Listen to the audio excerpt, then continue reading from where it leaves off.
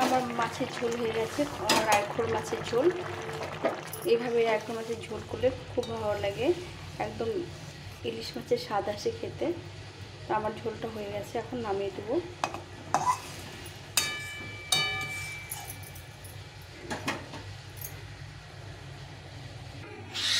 এখন ঝোলটাকে নামিয়ে দেবো।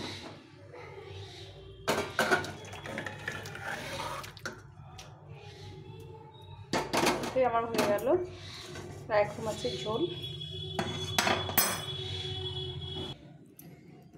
তো বন্ধুরা, এইভাবে বেগুন আলু দিয়ে খয়রা মাছের ঝোল করলে খুব ভালো লাগে। এখন এখানে একটু সরষের তেল দিয়ে দেবো, কাঁচা সরষের তেল। এটা দিলে টেস্টটা বাড়ে। তো এখানে একদম ইলিশ মাছের মতো স্বাদ লাগে, খুব ভালো লাগে খেতে। তোমরাও এইভাবে রান্না করো। চলো রেসিপিটা তোমাদের সঙ্গে শেয়ার করি। একবার হলে এভাবে রান্না করে খেও, সম্পূর্ণ রেসিপিটা দেখো কীরকম, খুব ভালো লাগবে।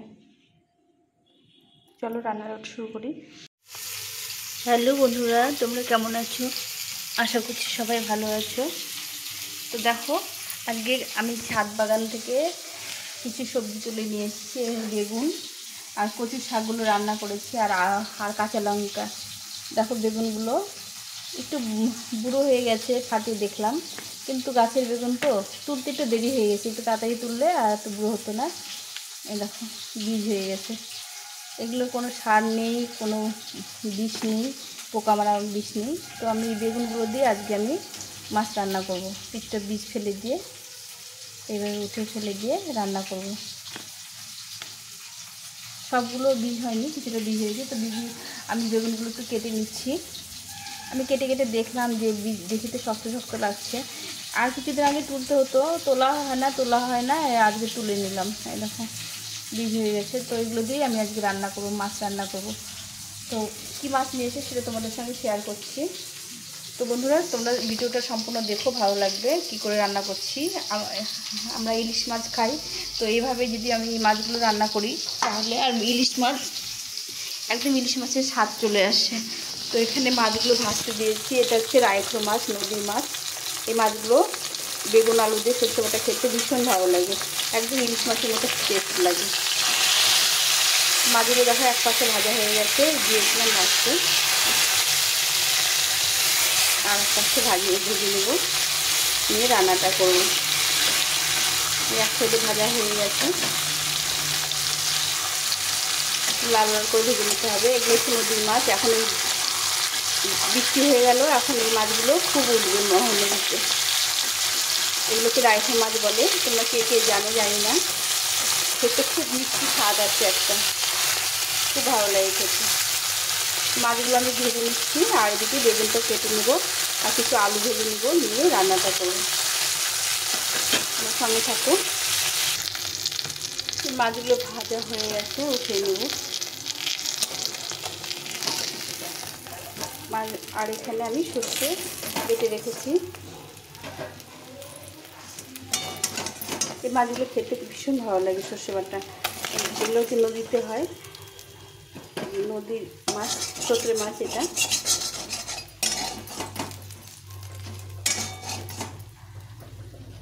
এখন আমি কিছুটা তেল দিয়ে বেগুনটাকে একটু ভেজে নেব।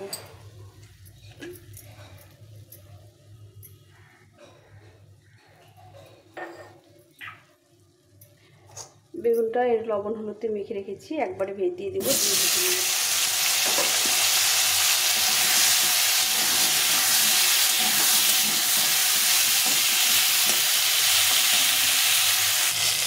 বেগুনগুলো ভাজা হয়ে গেছে, উঠে নেব। ভালো করে একটু ভেজে নিয়েছি। একটু বীজ আছে, কিন্তু এই বেগুনগুলো খেতে ভালো লাগবে, ছোটো ছোটো বেগুন তো, বীজ হয়ে গেছে, সেটা কোনো অসুবিধা হবে না। গাছের বেগুন সার নেই, যার জন্যই রান্না করছি। তো আমি সব বেগুনগুলো উঠে নিলাম। কড়াইটা গরম হয়ে গেছে, এখন এর মধ্যে সরষের তেল দেবো, রান্নাটা করব। আমি এগুলো ভেজে নিয়েছি, এই জন্য তেলটা একটু কম করে দিলাম। এখানে দেবো শুকনো লঙ্কা, আর এখানে হাফ চামচ মতো জিরে দিলাম। তবে একটু ভেজে নিতে হবে জিরে আর শুকনো লঙ্কাকে।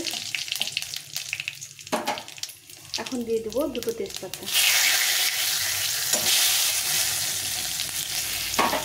এরপর দেবো এখানে আমি একটা ছোটো টমেটো কেটে নিয়েছি, টমেটো।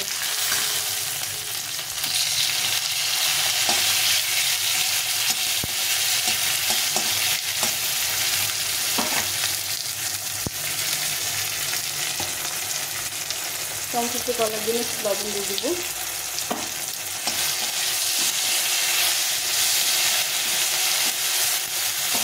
এখন আমি এর মধ্যে দিয়ে দেবো এই 1 চামচ মতো জিরে গুঁড়ো আর লঙ্কা গুঁড়ো।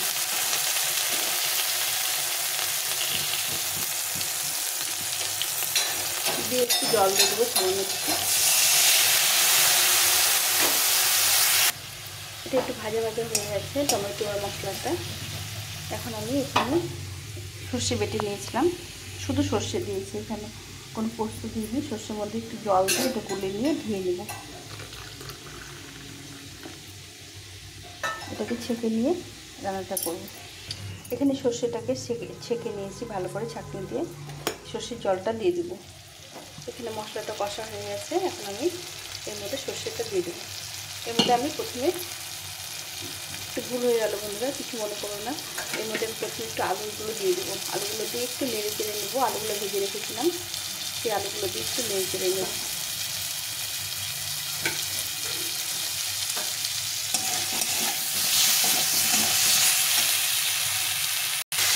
আলুগুলো একটু কষা কষা হয়ে গেছে।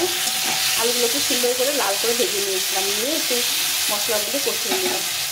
এখন আমি এই সর্ষের জলটা দিয়ে দেবো।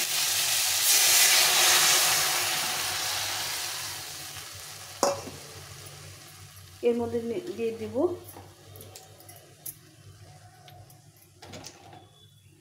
পরিমাণ মতো হলুদ গুঁড়ো দেওয়া হয়নি, আর স্বাদ মতো লবণ দিয়ে এটাকে ভালো করে ফুটিয়ে নেব।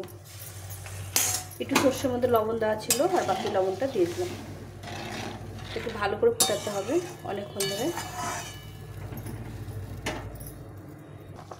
ঝোলটা ফুটে গেছে, এখন আমি এই যে ভেজে রেখেছিলাম বেগুনগুলো দিয়ে দেবো। দিয়ে একটু নেড়ে চেড়ে, আলুগুলো সেদ্ধ হয়ে গেছে, এই যে আলুগুলো দেখো।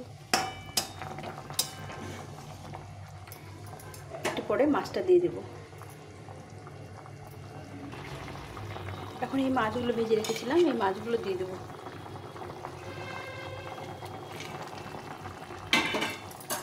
দিয়ে একটু ফুটিয়ে নিয়ে নামিয়ে দেবো।